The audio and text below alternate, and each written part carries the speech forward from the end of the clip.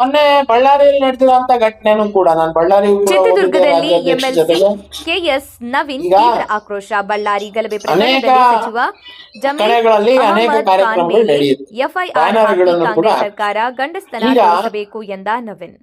ಬಳ್ಳಾರಿ ಘಟನೆಗೆ ಶಾಸಕ ಭರತ್ ರೆಡ್ಡಿಯೇ ನೇರ ಹೊಣೆ. ಬಳ್ಳಾರಿ ಭರತ್ ರೆಡ್ಡಿಯ ಸ್ವಂತ ಸಾಮ್ರಾಜ್ಯ ಅಲ್ಲ. ಭರತ್ ರೆಡ್ಡಿ ಮತ್ತು ಅವರ ಗೂಂಡಾಗಳ ಅಟ್ಟಹಾಸ ಸಹಿಸುವುದಿಲ್ಲ ಎಂದು ಎಚ್ಚರಿಕೆ ನೀಡಿದ್ದಾರೆ. ಖಾಸಗಿ ಗನ್ಮ್ಯಾನ್ ವ್ಯವಸ್ಥೆ ರದ್ದುಪಡಿಸಬೇಕು, ಇಲ್ಲವಾದರೆ ಶಾಸಕರಿಂದ ಮುಚ್ಚಳಿಕೆ ಪತ್ರ ಪಡೆಯಬೇಕು ಎಂದು ಒತ್ತಾಯ. ಭರತ್ ರೆಡ್ಡಿ ಒಬ್ಬ ರೌಡಿ ಶೀಟರ್. ಇದಕ್ಕೆಲ್ಲ ಜಮೀರ್ ಅಹಮದ್ ಖಾನ್ ಕುಮ್ಮಕ್ಕು ಇದೆ ಎಂದು ಶಿವಕುಮಾರ್ ಸತ್ಯ ಹೇಳಿದ್ದಾರೆ. ತಪ್ಪು ನಮ್ಮ ಕಾರ್ಯಕರ್ತರಿಂದಲೇ ಆಯಿತು ಎಂದು ಒಪ್ಪಿಕೊಂಡಿದ್ದಾರೆ. ಮಹಿಳೆಯ ಮೇಲೆ ನಡೆದ ಹಲ್ಲೆ ಖಂಡನೀಯ. ಮಹಿಳೆ ಯಾವುದೇ ಹಿಂಸೆಗೆ ಕಾರಣವಾಗಿಲ್ಲ ಎಂದು ಜನಾರ್ದನ್ ರೆಡ್ಡಿಗೂ ಕಾರ್ಯಕರ್ತರು ಇದ್ದೇ ಇರ್ತಾರೆ. ನಮ್ಮ ಪಕ್ಷದ ಕಾರ್ಯಕರ್ತರಿಗೆ ಅದು ಇರಿಟೇಟ್ ಆಗಿರುತ್ತೆ. ಅದನ್ನ ಬಿಚ್ಚುವಂತ ಕೆಲಸ ಮಾಡಿದ್ದಾರೆ. ಬಿಚ್ಚುವಂತ ಕೆಲಸ ಮಾಡಿರೋ ಅಂತದಕ್ಕೆ ಅವ್ರಿಗೇನಾರ ಅಧಿಕೃತ ಅವ್ರ ಪರ್ಮಿಷನ್ ತಗೊಂಡ್ ಕಟ್ಟಿದ್ದಿದ್ರೆ ಹೋಗೋರು ಕಂಪ್ಲೇಂಟ್ ಕೊಡ್ಬೇಕಿತ್ತು. ನೋಡ್ರಿ ನಾನು ಪರ್ಮಿಷನ್ ತಗೊಂಡಿದ್ದೀನಿ ಇಂಥ ಜಾಗದಲ್ಲಿ ಕಟ್ಟಕ್ಕೆ, ದುಡ್ಡು ಕಟ್ಟಿದ್ದೀನಿ, ನೀವು ಇದ್ರ ಮೇಲೆ ಕ್ರಮ ತಗೊಂಡಿಲ್ಲ. ಕಟ್ಟಿರೋದೆಲ್ಲ ಇಲ್ಲಿಗಲ್ ಬ್ಲಾನರ್ಸ್, ಒಂದು ಪರ್ಮಿಷನ್ ಇಲ್ಲ. ಇಡೀ ಬಳ್ಳಾರಿ ತುಂಬಾ ಬ್ಲಾನರ್ ಕಟ್ಟಿದ್ದಾರೆ. ಬಿಚ್ಚಿದ್ರಲ್ಲ, ಆಯ್ತಪ್ಪ ಅಲ್ಲಿ ಕಟ್ಟಲ್ಲ ಇನ್ನೊಂದ್ ಕಡೆ ಕಟ್ರಿ ಅಂತ ಇವರೇ ತಗೊಂಡು ಕಟ್ಕೋಬೋದಿತ್ತಲ್ಲ ಬೇರೆ ಕಡೆಗೆ. ಯಾರು ಕಟ್ಟದವ್ರು ಅವ್ರು. ಅದನ್ನ ಬಿಟ್ಬಿಟ್ಟು ಅಲ್ಲಿ ಗಲಾಟೆ ಮಾಡಿಸ್ತೀವಿ, ಒಡಿಸ್ತೀವಿ, ಬಡಿಸ್ತೀವಿ ಅಂತಂದ್ರೆ ಇದೇನು ಭರತ್ ರೆಡ್ಡಿದ ಸ್ವಂತ ಸಾಮ್ರಾಜ್ಯನ ಇದು ಬಳ್ಳಾರಿ?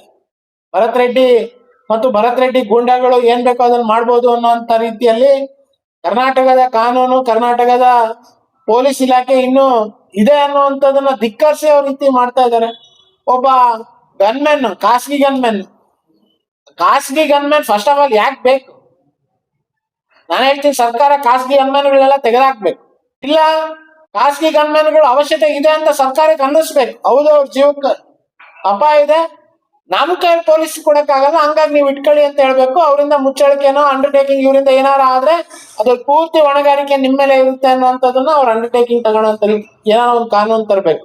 ಅದ್ ಬಿಟ್ಬಿಟ್ಟು ಒಬ್ಬೊಬ್ರು 10 ಜನ ಖಾಸಗಿ ಗನ್ಮೆನ್ಗಳನ್ನ ಇಟ್ಕೊಂಡ್ರೆ, ಆದ್ರೆ ಒಬ್ಬ ಅಮಾಯಕ, ಅವನು ಯಾವ ಪಕ್ಷದ ಕಾರ್ಯಕರ್ತನ ಆಗ್ಲಿ, ರಾಜಶೇಖರ್ ಅನ್ನೋಂತ ಒಬ್ಬ ಅಮಾಯಕ, ಅವನು ಪಾಪ ಅವ್ರ ಪಕ್ಷದ ಮುಖಂಡರು ಇದ್ದಾರೆ ಅನ್ನೋಂತ ಧೈರ್ಯದಿಂದ ಹೋಗಿದ್ದಾನೆ, ಶವವಾಗಿ ಮನೆಗೆ ಬಂದಿ. ಇದು ಯಾರೇ ಸತ್ತಿರ್ಲಿ, ಅವ್ನು ಕಾಂಗ್ರೆಸ್ ಪಕ್ಷದ ಕಾರ್ಯಕರ್ತನೇ ಆಗಿದ್ರು ಕೂಡ ಅವ್ರ ತಂದೆ ತಾಯಿ ಪರಿಸ್ಥಿತಿ ಏನ್ರಿ? ಅವ್ರ ಮನೆ ಬೆಳೆದ್ ನಿಂತಂತ ಮಗನ್ ಇವತ್ತು ಕಳ್ಕೊಂಡು ಗೋಳಾಡ್ತಾ ಇದಾರೆ. ಇವ್ರು 25 ಲಕ್ಷ ದುಡ್ಡು ಕೊಟ್ಬಿಟ್ಟ ತಕ್ಷಣ ಅವ್ರು ವಾಪಸ್ ಬರ್ತಾನ?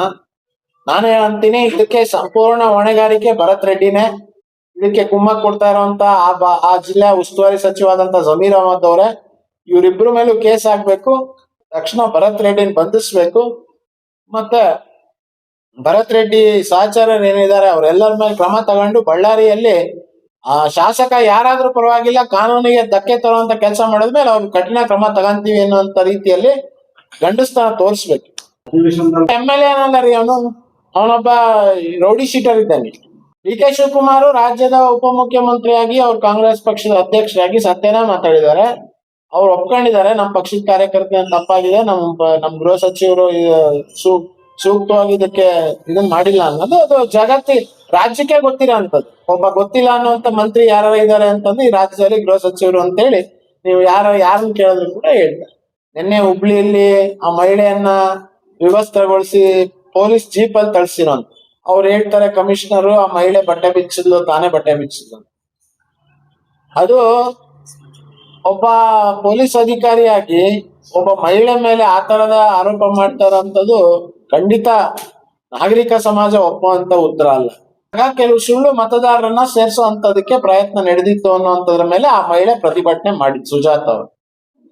ಅದನ್ನ ಮಾಡ್ತಾ ಇದಾರೆ. ಅಲ್ಲಿ ಹೋದಾಗ ಅವ್ರ ಹೆಸರುಗಳನ್ನ ಸೇರ್ಸಕ್ ಬಿಟ್ಟಿಲ್ಲ ಅನ್ನೋ ಕಾರಣಕ್ಕೋಸ್ಕರ ಅಲ್ಲಿ ಕಾಂಗ್ರೆಸ್ ಕಾರ್ಪೊರೇಟರ್ ಇವ್ರ ಮೇಲೆ ಪೊಲೀಸಿಗೆ ಕಂಪ್ಲೇಂಟ್ ಕೊಟ್ಟ ಕಾರಣಕ್ಕೋಸ್ಕರ ಆಕೆ ಇದ್ದೇ ಅಲ್ಲಿ SIR ಮುಗ್ಸಕ್ ಆಗಲ್ಲ ಅನ್ನೋ ಒಂದೇ ಒಂದ್ ಕಾರಣಕ್ಕೋಸ್ಕರ ಪೊಲೀಸರು ಆ ಅಮ್ಮನ್ನ ಏನಾರ ಮಾಡಿ ಸ್ಟೇಷನ್ಗೆ ತಗೊಂಡು ಹೋಗ್ಬೇಕು ಅಂತೇಳಿ ಒತ್ತಾಯವಾಗಿ ಅಮ್ಮನ್ನ ಆತರ ಮಾಡಿದ್ರು.